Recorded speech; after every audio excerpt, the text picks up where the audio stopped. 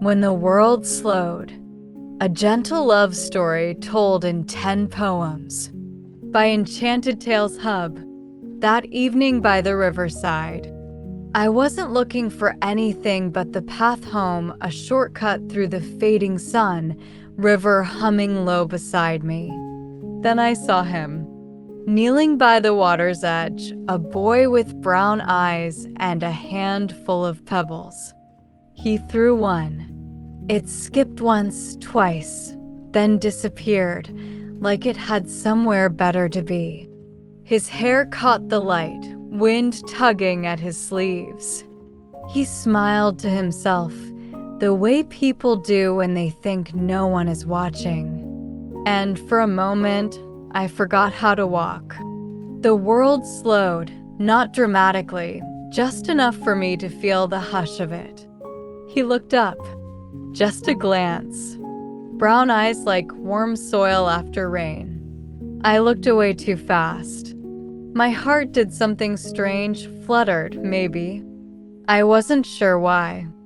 So I kept walking, head down, but the sound of pebbles still followed me home. I didn't mean to say it aloud. I was brushing my hair, half dreaming, half listening to the river still playing in my mind. I wish I could see him again. I whispered it like a thought I meant to keep inside. But maybe the wind heard. Maybe the pebbles told someone.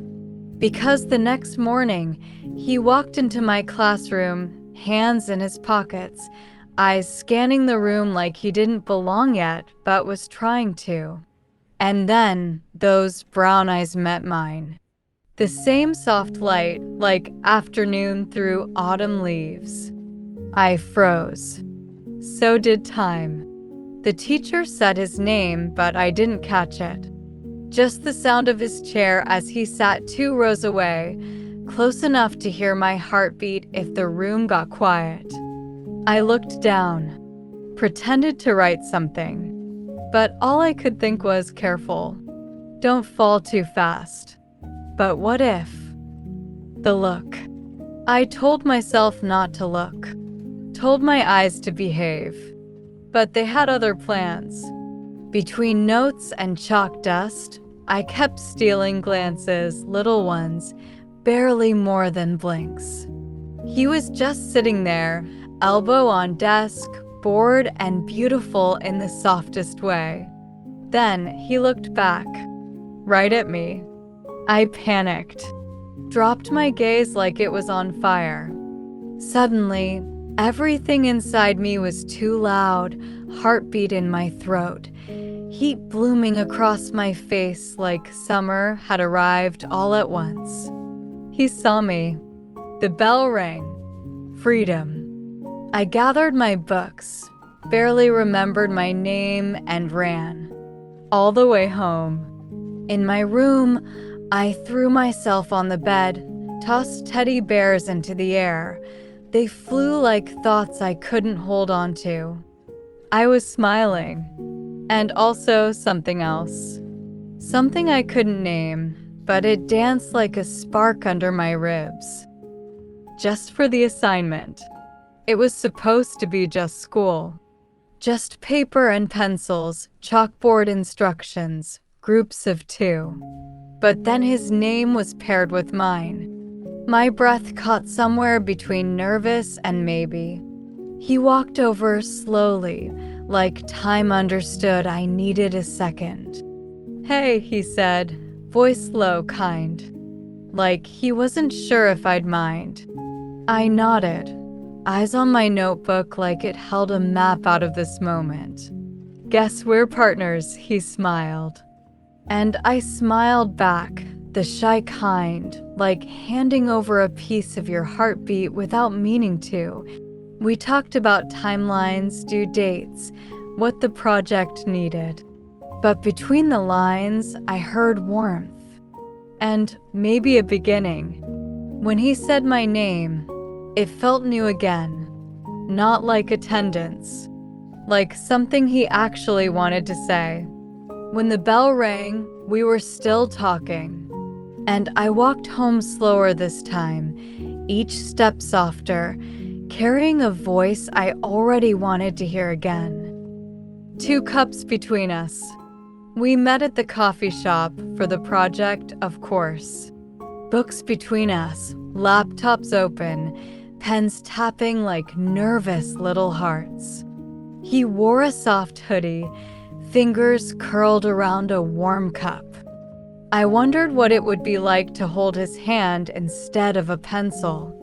I nodded when he spoke, took notes, pretended to listen to the facts, but all I could hear was the way he laughed softly at his own mistake, how he ran his hand through his hair when he was thinking.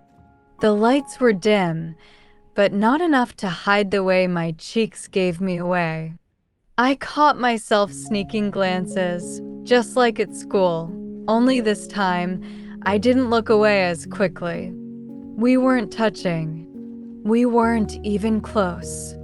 But something in the quiet between our words was blooming slowly, like steam rising from untouched coffee. He didn't say anything different that day. No poetry, no confession. Just want to split the last part of the outline? But my heart heard it as, "I'm glad you're here." And mine replied in silence, "Me too." The question. It started gently, like all soft things do.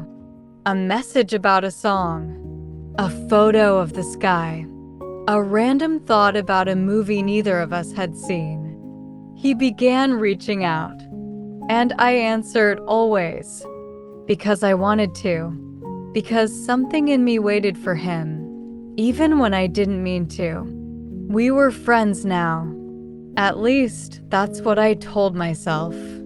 Until one afternoon, when the light was slanting just right through the window beside us, he said, "You know, whenever something comes to mind, and I feel like telling someone, I come to you. You always listen. Can I ask why that is?" I blinked. Not because I didn't know the answer, but because it sat so openly in his voice. And suddenly I was full of every unsaid thing I'd ever written in the air between us. Why do I listen? Because your words settle into me like spring rain. Because your voice feels like belonging. Because I don't know how not to. But I smiled instead. The soft, secret kind. And said, "Maybe because you keep talking to me." He laughed. But I saw something pause behind his eyes. A question, maybe. Or maybe the beginning of the answer. The day I almost fell. It was the school picnic, the kind with too much sun, too many photos, and laughter that echoed off trees. We were walking a little ahead of the others, following a trail through woods where the leaves whispered old secrets. He carried my backpack. I said he didn't have to. He shrugged, like it meant nothing, like it wasn't already everything.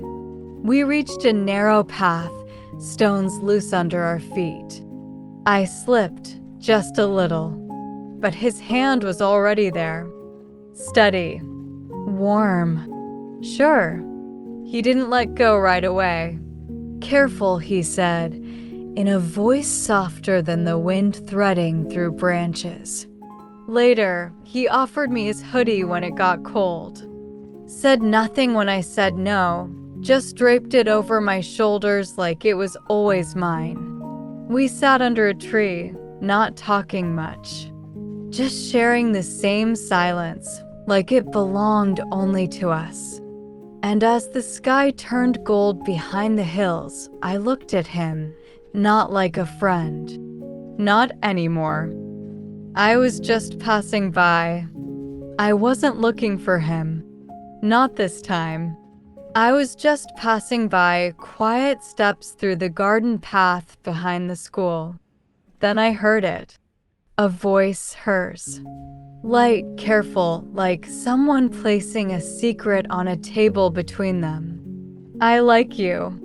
And before I could turn away, Before I could pretend I never heard, I saw them. His hand in hers. Fingers curled like a promise that didn't belong to me. He wasn't smiling. Not exactly. But he wasn't letting go either. He saw me. I know he did. Wait. His voice reached out like a thread I didn't want. But I kept walking. Faster. The trees blurred past me, and so did the weeks I'd carried him quietly. He called my name again, but it didn't sound the same anymore. What I thought was the end. I avoided him. For days, maybe weeks. My footsteps knew how to disappear before he turned the corner.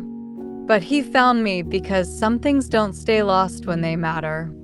Please, he said, catching my wrist like he was holding on to the last thread of something we both knew. I tried to pull away, tried to be stronger than the way my heart still softened at his voice.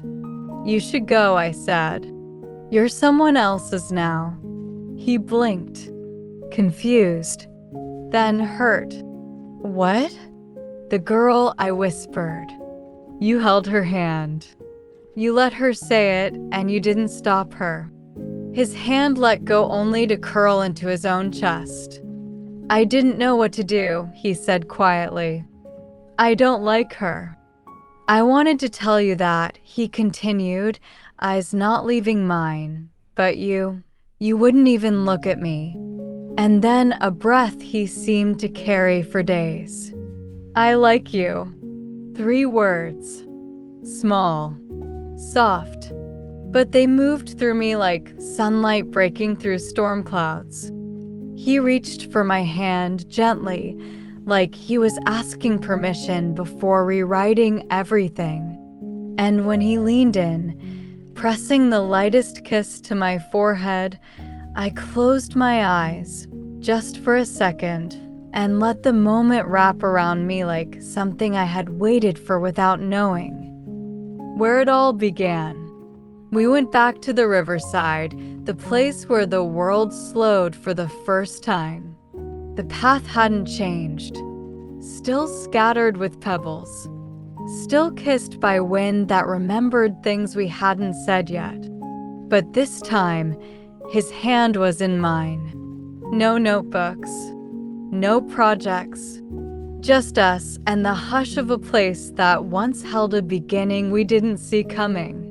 We sat on the old stone edge, our shoulders brushing like quiet promises. He skipped a pebble again, just one this time. It sank too soon, but he smiled anyway. I watched the water, but I felt him watching me. And I didn't look away. We didn't speak. We didn't need to. The silence between us was full now with laughter and memories and every unsaid me too. The sun began to dip, but neither of us moved. Because this was it. Not fireworks. Not declarations. Just a soft, steady heart learning how to rest next to another. And the river, as always, carried it gently forward.